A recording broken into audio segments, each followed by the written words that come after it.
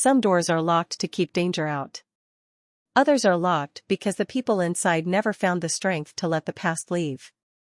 I learned the difference on the first day I stepped into Ashcroft Manor.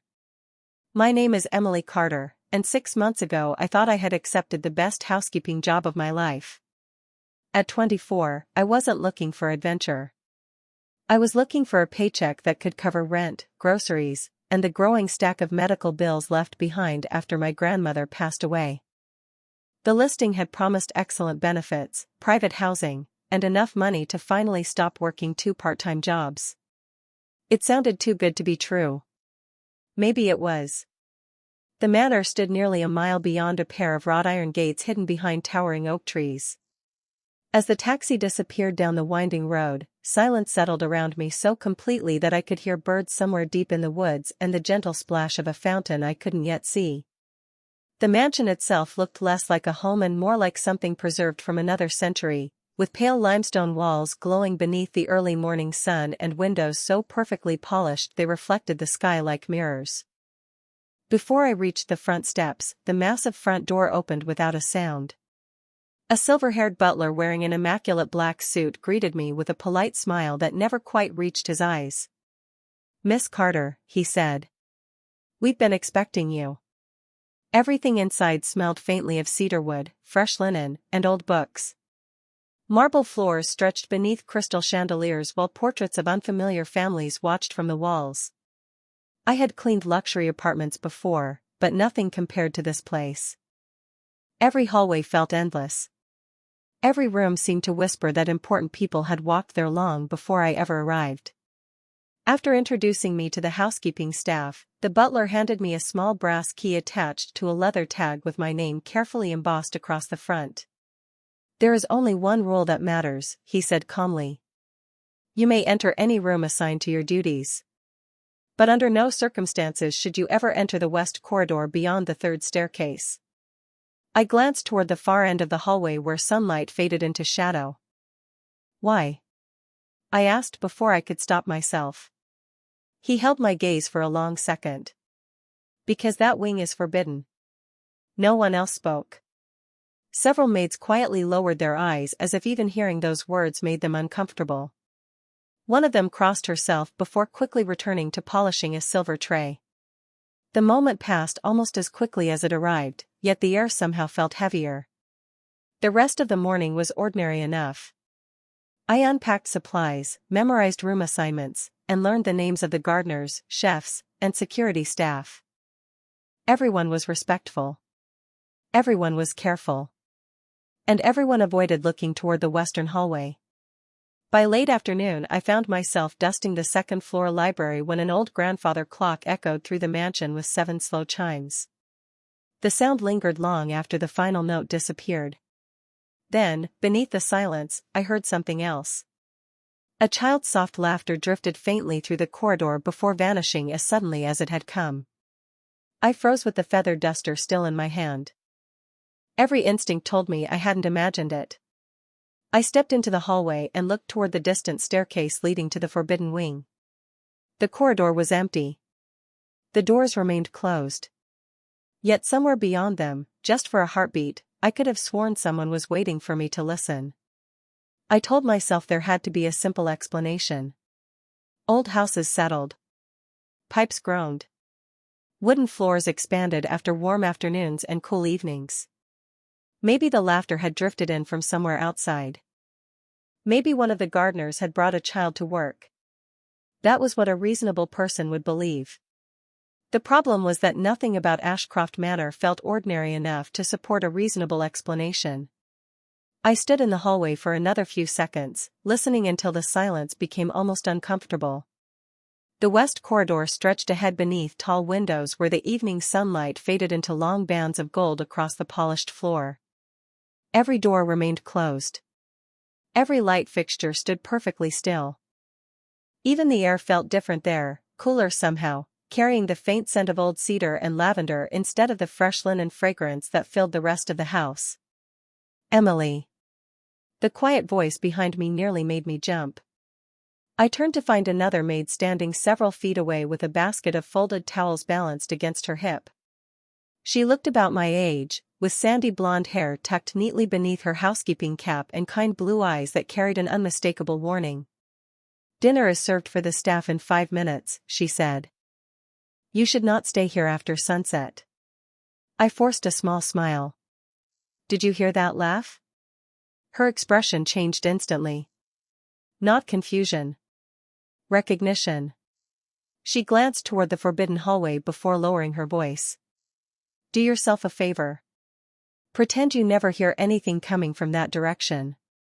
"But someone is there, is not there?" She hesitated long enough to answer without speaking. "Please," she whispered. "Just leave it alone." During dinner I learned her name was Sarah Mitchell. She had worked at the manor for almost 4 years, longer than anyone else on the housekeeping staff. Most conversations around the long wooden table were lighthearted. The chef complained about a shipment arriving late. 2 gardeners debated whether rain would reach the valley before morning. Someone laughed about a cat stealing slices of turkey from the kitchen. It sounded like any workplace break room except for one strange detail. Whenever the West Wing came into view through the dining room windows, conversations quietly shifted somewhere else. It was as if the entire staff had rehearsed avoiding that subject. Curiosity has always been my greatest weakness. My grandmother used to say it was the reason I learned so quickly and got into trouble just as fast. After dinner I carried fresh towels toward the guest suites on the 2nd floor. The hallway lamps had already been turned on, casting warm pools of amber light across the polished wood. Everything seemed peaceful until I noticed something resting on the floor near the staircase leading toward the forbidden wing. It was a small red rubber ball. Bright enough to stand out against the dark hardwood. I frowned. I had walked through this exact hallway less than an hour earlier. It had not been there then. Slowly I picked it up. The surface felt clean, almost new, without a single scratch or mark. Someone had been here recently. Before I could think another thought, a distant clock chimed once. The sound echoed through the mansion like a gentle heartbeat. Then came soft footsteps. Not running. Not hiding. Simply walking somewhere beyond the closed doors at the end of the corridor. My own heartbeat quickened as I stared into the growing darkness. Whoever was there moved with slow, deliberate confidence. I took one cautious step forward before another voice interrupted the silence. "Miss Carter." I turned immediately. The butler stood at the opposite end of the hallway, hands folded neatly behind his back. His calm expression had not changed, but there was unmistakable urgency in his eyes. "I believe you are holding something that does not belong to you." I looked down at the small red ball resting in my palm before extending it toward the butler. He accepted it with surprising care, almost the way someone might handle an irreplaceable family photograph instead of an ordinary toy. His fingers lingered on its smooth surface for a brief moment before he slipped it into the pocket of his tailored jacket. "Thank you, Miss Carter," he said quietly. "Please return to your duties." I wanted to ask whose ball it was. I wanted to ask why every person in this house seemed afraid of a hallway. Most of all, I wanted to ask who had been walking behind those closed doors only seconds earlier. Instead, I nodded and continued toward the guest rooms, feeling his watchful gaze until I disappeared around the corner. Sleep did not come easily that night. My room overlooked the eastern gardens where moonlight painted silver patterns across trimmed hedges and marble statues. Everything outside looked peaceful enough to belong on a postcard, yet every time I closed my eyes I heard that laughter again. It echoed softly through my thoughts until sometime after midnight when another sound pulled me awake. 3 quiet notes. Not a knock exactly. More like fingertips brushing lightly against wood. I sat upright, holding my breath. The hallway beyond my bedroom remained silent. After several seconds, curiosity defeated caution once again. I slipped into my slippers, opened my door, and stepped into the dim corridor illuminated only by wall sconces glowing like distant candles. Nobody stood outside. The hallway stretched empty in both directions. Then I noticed it. One of the sconces flickered briefly before returning to its steady glow. Beyond it, almost hidden in shadow, stood the entrance to the third staircase leading toward the forbidden wing. I told myself I was only going to look. Just long enough to convince myself nothing unusual was happening. The staircase creaked softly beneath my careful steps as I climbed. At the top, the temperature dropped noticeably.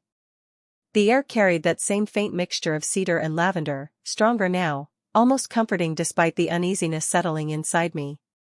Long velvet curtains covered the tall windows, allowing only thin ribbons of moonlight to spill across the polished floor.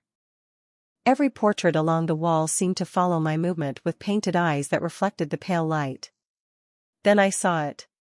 One door at the far end of the corridor stood open no more than an inch. Every other door remained tightly closed.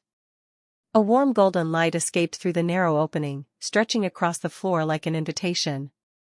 My heart beat so loudly I was certain someone would hear it. I knew I should turn around. I knew every warning I had received pointed to this exact moment. Yet something stronger than fear pulled me forward. Maybe it was the memory of that child's laughter. Maybe it was the certainty that someone inside needed help. Or maybe it was simply the part of me that had never learned to ignore unanswered questions. I reached the door and gently rested my fingertips against the polished brass handle. Slowly, carefully, I pushed it open another few inches. Instead of darkness or abandoned furniture, I found a beautiful sitting room frozen in time. A fire burned quietly inside an elegant stone fireplace. Shelves overflowed with books. Fresh flowers stood in crystal vases. A small wooden rocking horse waited beside the window as though its owner had only stepped away for a moment. Nothing about the room looked forgotten. Everything looked lovingly preserved. Then I noticed a man standing beside the fireplace. Tall. Perfectly still. Dressed in a charcoal suit without a single wrinkle. His dark hair caught the firelight, and his calm blue eyes lifted from the book in his hands to meet mine. There was no anger in his expression. No surprise. Only a quiet sadness that somehow made the room feel even more silent. After what felt like an entire minute, he closed the book gently and spoke in a steady voice. "Who told you this room was empty?" I opened my mouth, but no words came out. Every explanation I had prepared dissolved beneath the weight of those steady blue eyes. He did not look angry that I had crossed a boundary. If anything, he looked tired, as though he had been carrying a burden too heavy for far too many years. The fire crackled softly behind him, filling the room with gentle warmth that contrasted sharply with the cold hallway outside. I finally managed a quiet answer. "Nobody told me it was empty. I only heard someone laughing." His expression shifted almost imperceptibly. Not surprise. Recognition. He closed the distance between us with slow, measured steps that carried an effortless confidence. He was taller than I had realized, probably well over 6 feet, yet there was nothing intimidating about the way he moved. It was controlled, careful, almost deliberate enough to avoid startling me. "What is your name?" he asked. "Emily Carter." He nodded once, committing it to memory. "You are new." "Today was my first day." His eyes briefly wandered toward the rocking horse near the window before returning to me. "That explains your curiosity." I glanced around the room again. Every object looked lovingly maintained. Fresh flowers stood in bloom. A child's picture book rested open on a nearby table beside a porcelain teacup that looked as though it had been placed there only hours earlier. "I did not mean to intrude," I said honestly. "I only wanted to make sure someone was all right." A faint smile touched the corner of his mouth before disappearing almost immediately. Most people working here stopped asking that question years ago. Before I could respond, footsteps echoed softly behind us. The butler appeared outside the doorway, stopping respectfully without crossing the threshold. "Sir," he said quietly. "We have been looking for Miss Carter."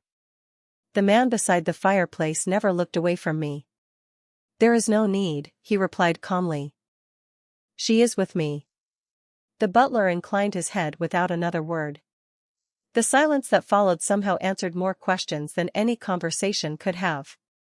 Whoever this man was, everyone in Ashcroft Manor answered to him. I suddenly remembered the newspaper article I had skimmed before accepting the position. The owner of the estate rarely appeared in public. Business magazines described him as intensely private, impossibly successful, and surrounded by endless speculation because nobody seemed to know much about his personal life. The photograph accompanying the article flashed through my memory. The same blue eyes. The same composed expression. My heartbeat skipped. "You are Damien Moretti," I whispered. He offered a small nod. "I am." I expected dozens of rehearsed speeches about trespassing or breaking house rules. Instead, he walked toward the fireplace and carefully adjusted the position of a framed watercolor painting resting on the mantel. "The staff follows rules because they believe rules keep them safe," he said quietly. "Sometimes they do." He looked toward the window where moonlight spilled across the floor. "Sometimes they simply protect memories that deserve peace." I followed his gaze without fully understanding what he meant. The room no longer felt mysterious. It felt deeply personal. Like opening the pages of a diary that had never been meant for strangers. Embarrassment settled heavily across my shoulders. "I am sorry," I said again. "I should have listened." Damien studied me for several long seconds before speaking. "Perhaps." His voice remained calm. "But if you had listened to everyone, you would have walked away believing fear instead of asking why it exists." He moved toward the doorway and stopped beside me. "Tomorrow morning you will continue your work exactly as assigned. Nothing changes." I nodded, relieved beyond words. Then he added one final sentence without raising his voice. "Just promise me one thing, Emily." I looked up at him. "If you ever hear laughter in this house again, do not follow it alone. Come and find me first." The next morning's sunlight streamed through the tall kitchen windows, filling the room with the comforting aroma of fresh bread and coffee. Anyone watching the staff would have believed Ashcroft Manor was simply another elegant estate preparing for another ordinary day. I almost convinced myself of that too. Almost. Yet every time I remembered Damien Moretti's final words from the night before, a quiet uneasiness settled back into my thoughts. If you ever hear laughter again, do not follow it alone. He had not warned me away from the forbidden wing. He had warned me about going there by myself. There was a difference, and I could not stop thinking about it. I spent the morning polishing antique furniture in the grand drawing room while soft classical music drifted from hidden speakers somewhere overhead. The house moved with remarkable precision. Gardeners trimmed hedges with measured care. Housekeepers worked silently from room to room. Security personnel appeared and disappeared almost without notice. Everything operated like an orchestra whose members knew every note by heart. Around 11 o'clock Sarah joined me to dust the bookshelves lining the east gallery. She worked quickly, but I noticed her eyes drifting toward the security cameras mounted discreetly near the ceiling. "Does someone actually watch all of these?" I asked quietly. She hesitated before answering. "Someone always watches." I smiled, expecting a joke. She did not smile back. Before I could ask another question, a middle-aged man wearing an expensive gray suit walked through the gallery carrying a leather briefcase. He greeted us politely, but something about him immediately felt different. His smile arrived a fraction too late. His eyes lingered on every hallway longer than necessary. Instead of walking directly toward the front office, he slowed near the staircase leading to the forbidden wing. His gaze lifted almost casually before continuing down the corridor. It lasted only a second, but I noticed it. Apparently, I was not the only one. Two members of the security team exchanged a brief glance without saying a word. Neither approached the man, yet both quietly adjusted their positions as if responding to an invisible signal. The suited visitor never looked back. By lunchtime the strange moment should have disappeared from my thoughts, but it stayed with me. During the afternoon I carried fresh linens toward the family guest suites when I passed an office whose door had been left slightly open. Voices drifted into the hallway. One belonged to the butler. The other was unmistakably Damien's. Keep everyone exactly where they belong, Damien said in his calm, measured voice. No unnecessary changes. Including Miss Carter? The butler asked. A brief silence followed. Especially Miss Carter, Damien replied. My footsteps stopped before I realized it. Was he concerned about me because I had wandered into the forbidden wing, or because of something else entirely? Embarrassed that I had overheard the conversation, I continued walking before anyone noticed. The rest of the afternoon passed quietly until I reached the second-floor sitting room overlooking the rose garden. As I adjusted the curtains, movement outside caught my attention. Damien stood alone near the fountain wearing a dark navy suit without a jacket, speaking with one of the groundskeepers whose young daughter, no older than 6, held a sketchbook against her chest. The little girl looked shy at first, hiding behind her father's leg. Damien crouched to her eye level instead of expecting her to look up at him. He accepted the drawing she offered with genuine attention, studying every crayon line as though it belonged in a museum. A warm smile crossed the child's face. Moments later she laughed, bright and carefree, before running across the grass toward the flower beds.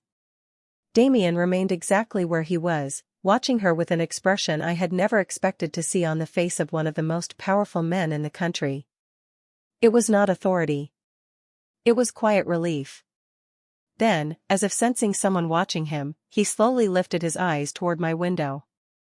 Our gazes met across nearly 50 yards of sunlit garden, and for the first time since arriving at Ashcroft Manor, I realized I was not the only one observing from a distance. Rain arrived just before sunset, rolling across the valley in slow gray waves that softened the outlines of the gardens and blurred the distant tree line beyond the estate walls. From the laundry room windows, Ashcroft Manor looked like an island floating inside a sea of mist. The weather changed the rhythm of the house. Gardeners stored their tools early. Outdoor staff disappeared inside. Lamps flickered to life one by one, casting warm reflections across polished floors that seemed even quieter than before. I spent the evening replacing fresh towels in the guest suites while thunder rumbled somewhere far away. Every now and then I caught myself glancing toward the western staircase without realizing it. I was not thinking about the forbidden rooms anymore. I was thinking about Damien's warning. There was a difference that felt increasingly important. Around 8 o'clock Sarah hurried toward me carrying a basket of folded sheets. Her usual calm expression had vanished. "Emily, have you seen Mr. Collins?" she asked. I shook my head. "The gentleman in the gray suit?" She nodded quickly.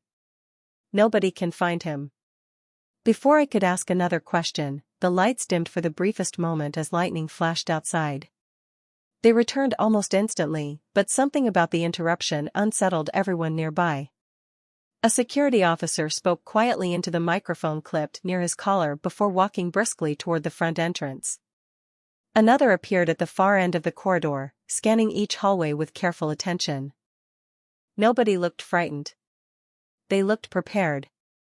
The atmosphere shifted so subtly that a guest might never have noticed, but those of us working inside the manor certainly did. I carried my cart toward the music room, only to discover one of the tall French doors standing slightly open. Rain drifted across the marble terrace beyond, leaving tiny droplets scattered across the floor. I frowned. Every exterior door had been closed less than an hour earlier because of the storm. Setting my cart aside, I stepped closer and gently pushed the heavy door shut. Just as the latch clicked into place, I noticed something unusual outside. Fresh footprints crossed the rain-soaked stone patio. They did not lead away from the house. They led toward it. My heartbeat quickened. Someone had approached from the gardens despite the weather. I stared through the glass, trying to make sense of the blurred shapes beyond the rain. A dark figure stood motionless beneath one of the ancient oak trees almost 60 yards away. The distance and heavy rainfall made it impossible to recognize a face, but I knew someone was there. The figure remained perfectly still for several seconds before disappearing behind the curtain of rain as though swallowed by the storm itself. I stepped backward instinctively. Before I reached for the nearest telephone, a familiar voice spoke from behind me. "Do not open that door again." I turned to find Damien standing only a few feet away. His suit jacket was damp from the rain, tiny drops of water still clinging to the dark fabric. He must have entered through another wing moments earlier. His expression remained composed, but his eyes moved briefly toward the footprints outside before returning to mine. "Did you see someone?" he asked. I nodded. "Near the oak tree." He looked through the glass for only a moment before quietly pressing a button on the small communication device clipped inside his jacket. He spoke so softly I could not hear the words. Within seconds, 2 members of the security team appeared from opposite ends of the hallway and headed outside without hesitation. Damien never took his eyes off the rain. Then he turned back to me, his voice lower than I had ever heard it. "Emily, from this moment forward, if you are anywhere inside this house and someone asks you to come with them, you only go if I personally tell you it is safe. No exceptions." Damien did not wait for an answer. He remained beside the window for another moment, watching the rain sweep across the gardens until the last member of the security team disappeared beyond the hedges. Only then did he look back at me. "Go to the library," he said in the same calm voice. "Stay there until someone from my staff comes for you." I wanted to ask what was happening. I wanted to know who had been standing beneath the oak tree and why the entire house suddenly felt as though it had awakened from a peaceful dream into quiet vigilance. Instead, I nodded and walked toward the grand library exactly as he instructed. The room was empty except for the soft ticking of an antique clock and the steady crackle of a fireplace that had already been lit against the evening chill. Rain tapped gently against the tall windows while shelves of leather-bound books stretched toward the ceiling. It should have been the safest place in the house, yet I could not settle my thoughts. 20 minutes passed. Maybe 30. Time became difficult to measure inside the silence. Then the library door opened. One of the younger security officers stepped inside and offered a polite smile. I had seen him several times during the past 2 days, usually stationed near the front entrance. "Miss Carter," he said. "Mr. Moretti asked me to escort you back to the staff quarters." I stood immediately, grateful that everything seemed to be returning to normal. We had only reached the main hallway when another voice echoed from the opposite direction. "Stop." Damien walked toward us with measured steps, his expression unreadable. The security officer froze instantly. Damien looked first at me, then at the man beside me. "Who assigned this escort?" he asked. I believed. The young officer began before hesitating. "You believed," Damien repeated calmly. "But I gave no such instruction." The hallway fell completely silent. Damien never raised his voice. He never appeared angry. Yet every person nearby seemed to straighten instinctively. Even I could feel the invisible shift in the air. The young officer lowered his head. "I apologize, sir." Damien studied him for a long second before speaking again.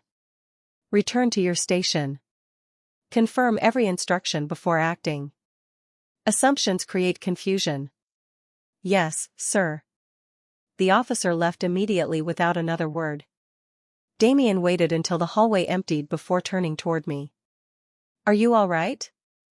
I blinked in surprise. "Yes." "Did he pressure you in any way?" "No." He was respectful. Damien released a slow breath, almost as if he had been carrying tension that I had not noticed before. "Good." We continued walking together through the quiet corridors. For the first time since arriving at Ashcroft Manor, there were no bodyguards walking beside him, no assistants carrying folders, no ringing telephones interrupting his thoughts. It was simply the two of us moving through the enormous house while rain whispered against the windows. "You looked worried," I said carefully. He gave a faint smile that vanished almost as quickly as it appeared. "I was." "Because someone entered the property?" He remained silent for several steps before answering. "Because someone has begun asking questions about this house." I looked at him. "Questions about you?" He shook his head. "About the people inside it." We reached the staircase overlooking the entrance hall. Damien stopped beside the polished railing, his attention drifting toward the front doors where two security officers quietly exchanged updates. Most people believe protection begins with walls, cameras, and locked gates, he said. They are mistaken. I waited. His blue eyes met mine with a sincerity that caught me completely off guard. Protection begins by making certain innocent people never become part of someone else's plans. The words settled heavily inside me because I suddenly understood what he had been trying to do since the moment we met. He had never been protecting a secret from me. He had been trying to protect me from becoming part of it. Just then the butler approached with quiet urgency and stopped a respectful distance away. "Sir," he said softly. "We have located Mr. Collins." Damien's expression did not change. "Where?" The butler answered with only 4 words, and every trace of warmth disappeared from the hallway. "Inside the west corridor." The butler's words lingered in the silence long after he finished speaking. Damien did not react with visible surprise. If anything, he became even calmer. "Please remain here, Emily," he said quietly. "I will be back shortly." Before I could respond, he and the butler disappeared toward the western staircase, their footsteps fading into the stillness of the mansion. I stayed exactly where he had asked, resting one hand against the polished banister while rain continued to sweep across the tall entrance windows. Every instinct told me to follow. Every promise I had made to Damien reminded me to stay.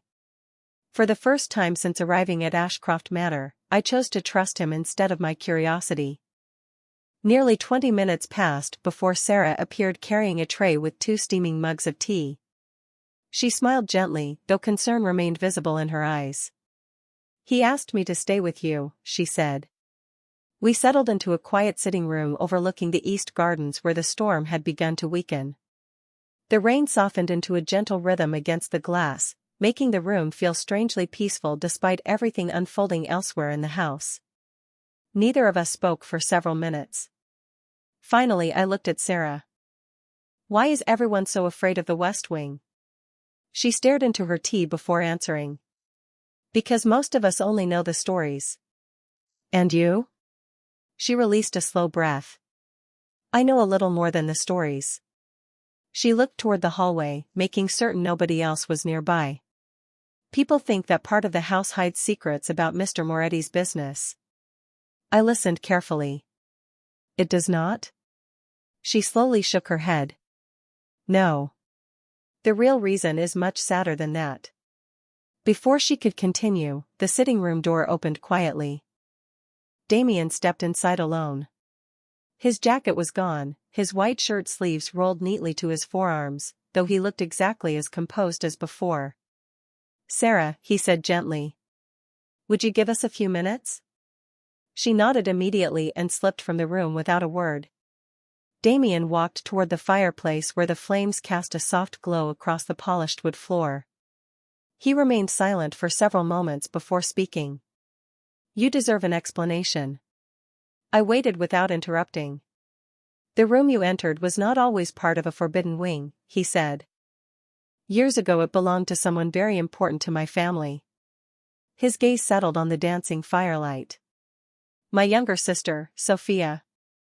The name carried unmistakable affection. She loved books more than toys. She insisted every flower in that room be fresh every morning. She laughed loud enough for the entire house to hear. My chest tightened as I remembered the rocking horse, the picture books, the red rubber ball. Suddenly every object made sense.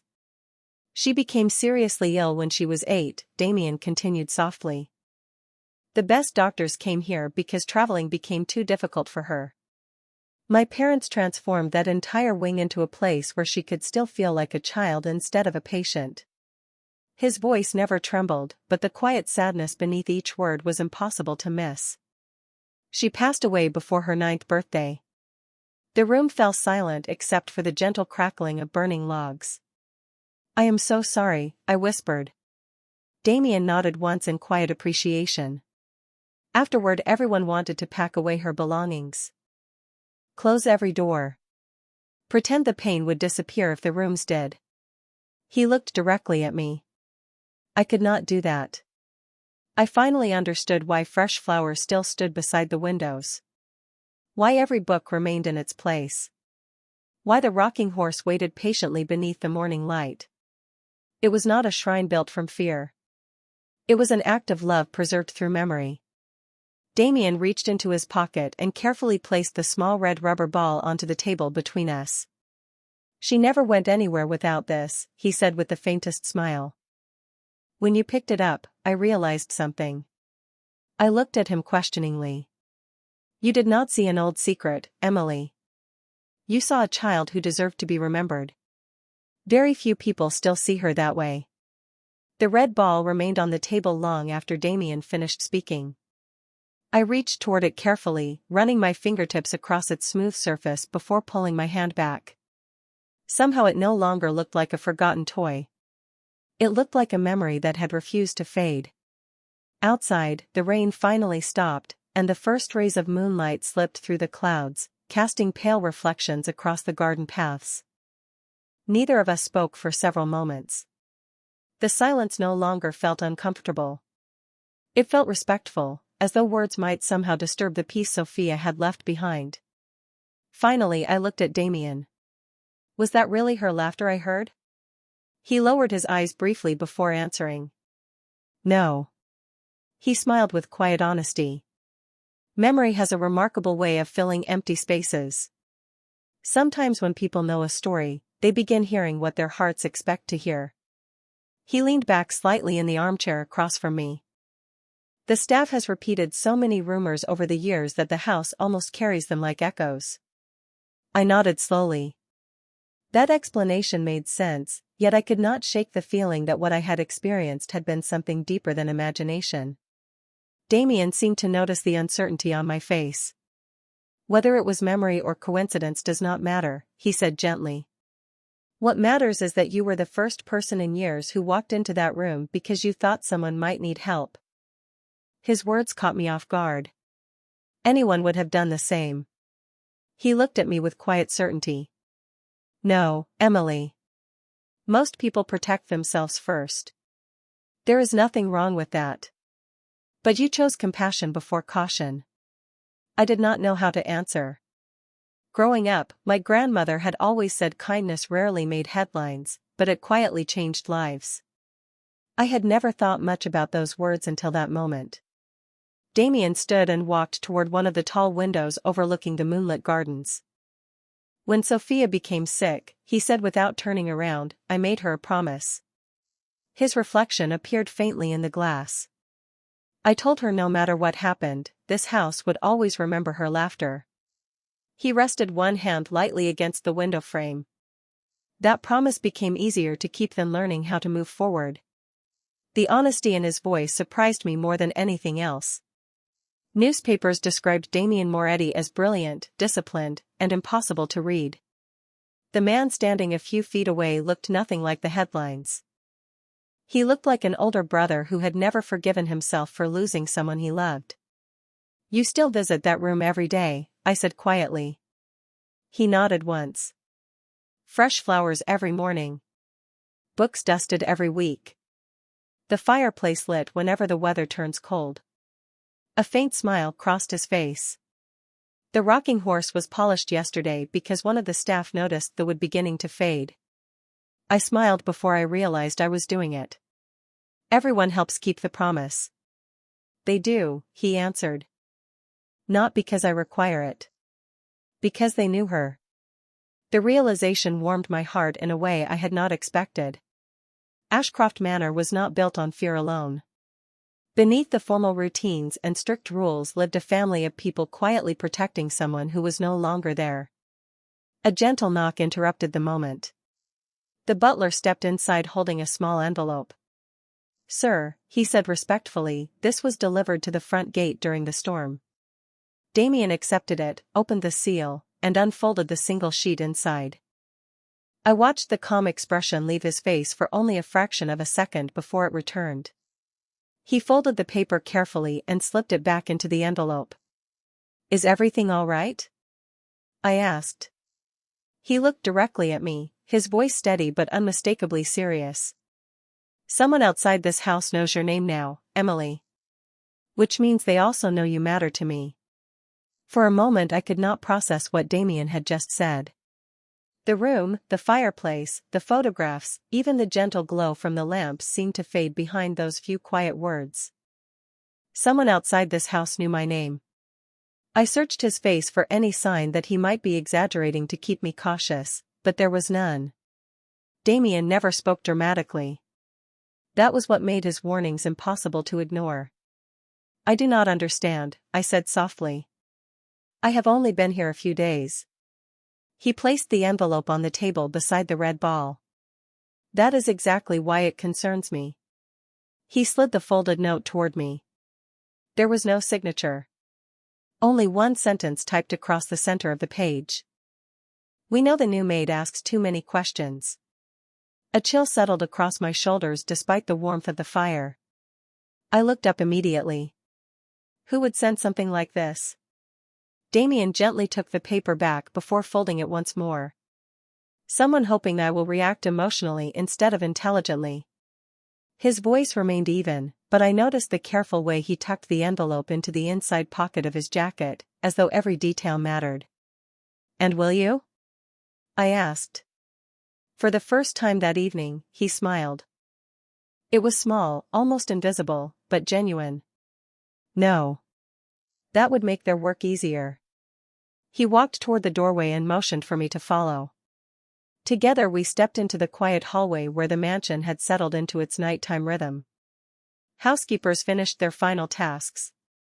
Lamps glowed softly beneath crystal chandeliers. Somewhere downstairs, someone closed a piano lid with gentle care. It was difficult to believe an anonymous message could disturb a place that felt so peaceful. As we reached the main staircase, two members of the security team approached Damien. They spoke quietly enough that I caught only fragments. Perimeter complete. Cameras reviewed. Nothing unusual beyond the southern gate. Damien thanked them with a nod before turning back to me.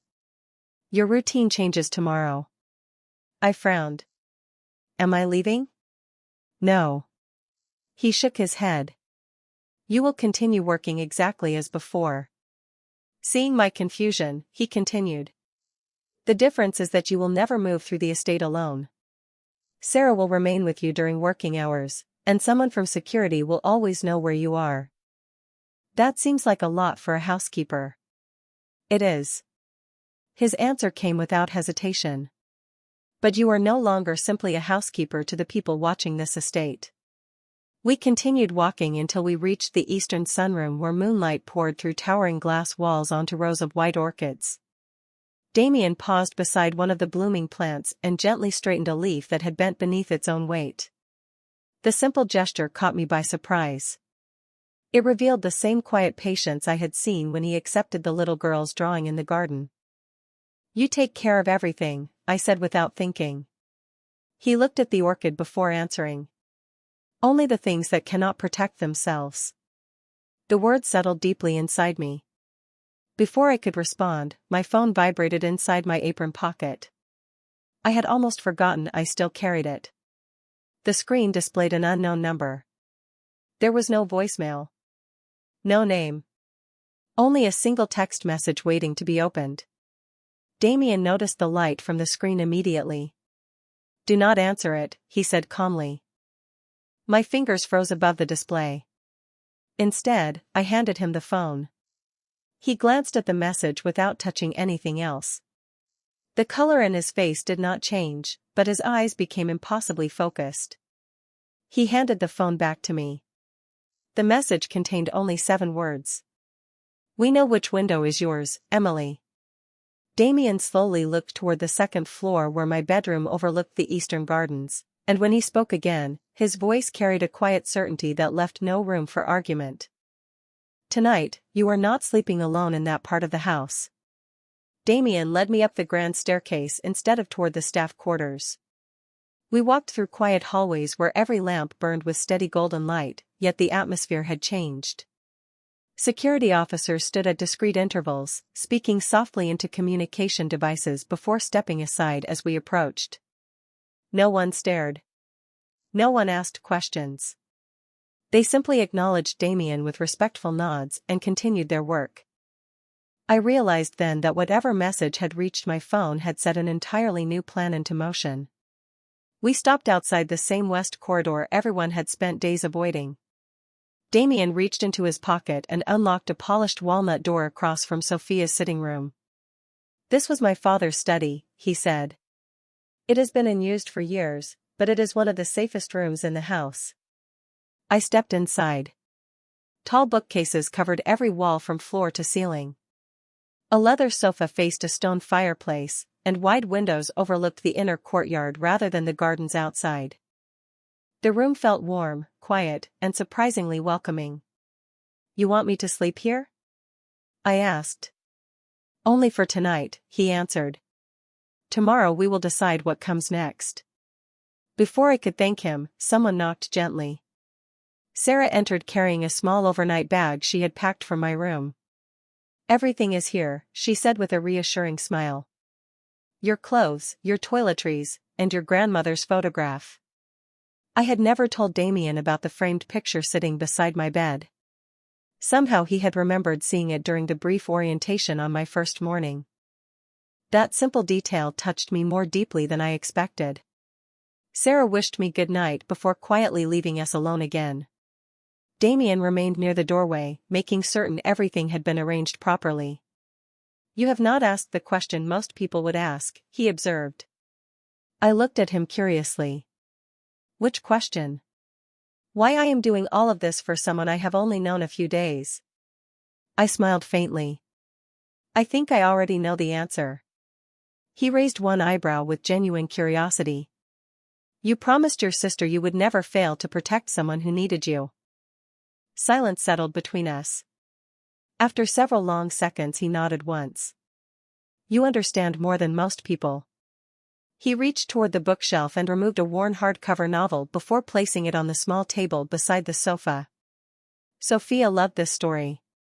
She believed every difficult chapter eventually led somewhere brighter. I ran my fingers across the faded cover. "Did she ever finish it?" Damien looked at the book with quiet affection. "No. She asked me to tell her the ending someday." His voice softened. "I never had the chance."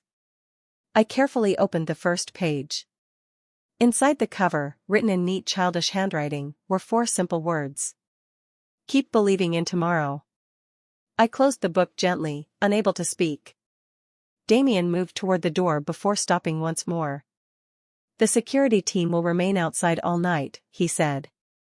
"If you need anything, press the call button beside the fireplace." "What about you?" I asked. "Will you get any sleep?" A faint smile appeared. "Eventually." He started to leave, then paused as though remembering something important. "Emily." I looked up. "None of this is your fault. Someone else chose to bring fear to this house. You do not carry responsibility for another person's choices." After he left, I sat quietly beside the fire with Sophia's book resting in my lap. The mansion seemed impossibly still. The crackling flames, the ticking clock, and the distant whisper of wind against old stone walls blended into a strange sense of peace. Just as I began believing the night might finally pass without another surprise, I noticed something folded between the final pages of the novel. It was not part of the book. It was a handwritten letter addressed in elegant ink to one person alone. Damien Moretti. For several seconds I simply stared at the folded letter resting between the pages. It looked old, its edges softened by time, the cream-colored paper carrying the faint scent of cedar that seemed to belong to every room in the West Wing. The elegant handwriting across the front read only Damien Moretti. Nothing else. No date. No return name. Every instinct urged me to unfold it, yet something inside me refused. I carefully closed the book again, keeping the letter exactly where I had found it. Some memories deserved witnesses. Others deserved privacy. When morning sunlight finally filtered through the tall windows, I had barely slept. A gentle knock came shortly after 7 o'clock. Damien stood outside holding 2 mugs of coffee. His expression brightened ever so slightly when he saw the book still resting beside me. "Good morning," he said. "Did the room treat you kindly?" I nodded. It did. I hesitated before lifting the novel from the table. "I found something inside." His eyes immediately settled on the pages. I handed him the unopened letter without another word. For the first time since we met, genuine surprise crossed his face. He accepted it carefully, almost reverently. "You did not read it?" he asked quietly. "It was not mine to read." He looked from the letter to me, then back again. "Most people would have opened it." I smiled gently. "Most people are curious. So am I. But curiosity should never be stronger than respect." For a long moment he said nothing. The morning light illuminated tiny dust particles drifting between us while birds sang somewhere beyond the courtyard windows. Finally Damien unfolded the letter with slow, careful hands. His eyes moved silently across the page before he lowered it again.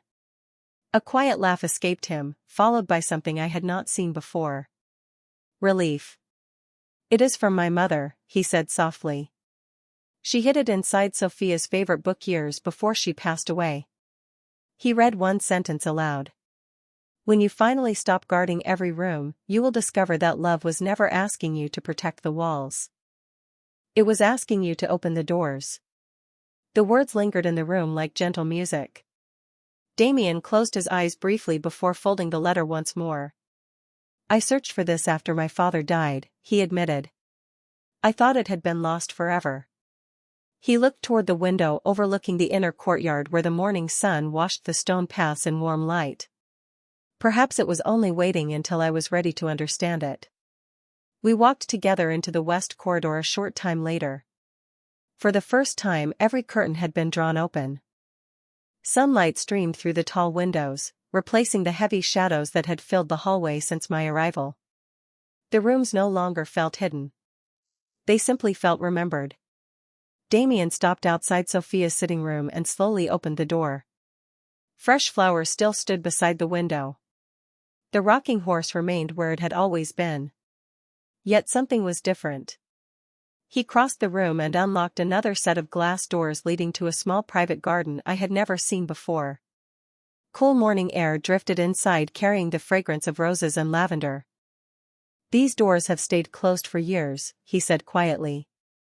"Today they should remain open." We stood together watching sunlight pour across the wooden floor until footsteps echoed gently behind us. Sarah, the butler, and several longtime staff members paused in the doorway, each noticing the open garden with expressions of quiet disbelief. No one spoke. No one needed to. They understood what had changed. The forbidden wing had not lost its memories. It had simply welcomed light back into them. As everyone slowly returned to their morning routines, the butler approached Damien with a warm smile unlike any I had seen before. "Your mother would have been very proud today, sir," he said. Damien looked toward the open garden before answering with peaceful certainty. "I think she finally is." The days that followed felt different in ways that were almost impossible to explain. Nothing about Ashcroft Manor had changed on the outside. The limestone walls still caught the morning sun. The fountain still sang softly across the gardens. The staff still moved with quiet precision through polished hallways lined with history. Yet the atmosphere carried a warmth that had not existed when I first arrived. The west corridor was no longer spoken about in whispers. Its doors remained open during the day, allowing sunlight to drift through rooms that had once lived only in memory. Fresh flowers continued to appear beside Sophia's favorite window every morning, but now they were accompanied by laughter from the staff as they carefully tended the garden beyond the glass doors. It was no longer a place frozen by loss. It had become a place where love continued to breathe. The anonymous messages stopped as suddenly as they had begun. The security team quietly confirmed that the suspicious visitor had disappeared from every report connected to the estate. No one celebrated. No one boasted. Life simply continued, as though everyone understood that peace was something to protect through ordinary kindness rather than grand victories. One afternoon, nearly 3 weeks after my first day, Damien asked me to join him in the library. Sunlight spilled across the shelves while the scent of cedar and old paper filled the room I had grown to love. He stood beside the fireplace holding a small velvet box no larger than the palm of his hand. "I owe you something," he said. I smiled. "You do not owe me anything." He shook his head. "You reminded me of a promise I had forgotten how to keep." He opened the box. Inside rested an antique brass key polished until it reflected the afternoon light. It was beautiful in its simplicity, worn by time but carefully preserved. "This belonged to my mother," he explained. "She carried it until the day she passed away." I looked at the key without reaching for it. "What does it open?" Damien smiled, and this time the sadness that had once lived behind every expression had given way to quiet peace. "Every door in the West Wing." I stared at him in disbelief. "I cannot accept that." "Yes," he answered gently. "You can." He placed the key in my hand before closing my fingers around it. "You walked into those rooms because you believed someone needed help. You stayed because you respected memories that were never yours. You returned a letter you could have easily read. Trust is not earned through perfect decisions. It is earned through honorable ones." I felt tears gather in my eyes, not from sadness but from the overwhelming weight of being trusted so completely. We left the library together and walked slowly toward the garden Sophia had loved. Roses swayed gently beneath the afternoon breeze while birds drifted between the old oak trees that had witnessed so many silent years. Damien stopped beside the stone path and looked toward the open doors of the West Wing. "People spent years believing those rooms were forbidden," he said quietly. "The truth is much simpler." He turned toward me with the calm confidence that had first made him seem untouchable and the kindness that had slowly revealed the man beneath it. "The rooms were never closed to keep people out. They stayed closed because I had forgotten how to let hope back in." I looked down at the brass key resting in my hand before slipping it safely into my pocket. When I first arrived at Ashcroft Manor, I believed I had accepted a housekeeping position inside the home of a powerful man. I was wrong. I had stepped into the unfinished story of a family learning that grief and love could exist in the same room without either one winning. Some people spend their lives building walls strong enough to protect everything they treasure. Others discover, often much later than they hoped, that the greatest act of protection is finding the courage to open the door.